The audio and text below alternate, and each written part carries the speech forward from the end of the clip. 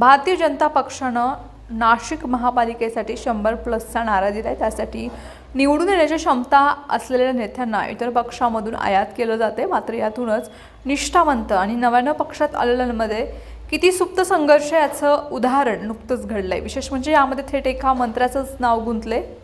भाजपचे 2 निष्ठावंत माजी नगरसेवक आणि 2 पदाधिकारी काही दिवसांपूर्वी उमेदवारीसाठी मुंबईला गेले होते।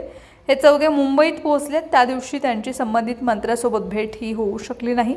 आता काय करायचं असा विचार करून चौघे टाइमपास करण्यासाठी एका बारले पोटामध्ये 2 घोट जाताच पोटातील गोष्ट ओठांवर यायला सुरुवात झाली।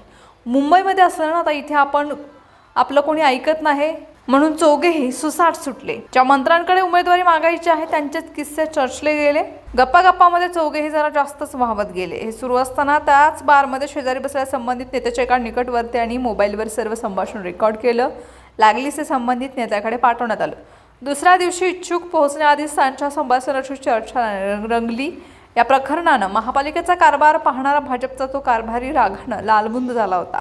संबंधित मंत्र्यांना या चौघांनाही व्यवस्थित शब्दामध्ये समज दिली व तातडीनं नाशिकच्या पदाधिकाऱ्यांना भेटण्यास सांगितले। हे चौघेही नाशिकमध्ये पोहोचले तोपर्यंत त्यांना पक्षातून हक्कलपट्टी करायचा आदेशही पोहोचला होता। मात्र हक्कलपट्टी केल्यास त्याची चर्चा आणखी रंगण्याची भीती होती।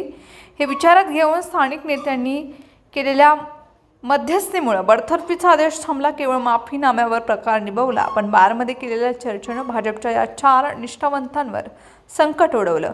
मात्र माजी नगरसेवक निष्ठावंत असूनही संकट हरण करण्यासाठी कोणीही मदतीला आलं नाही। हे विशेष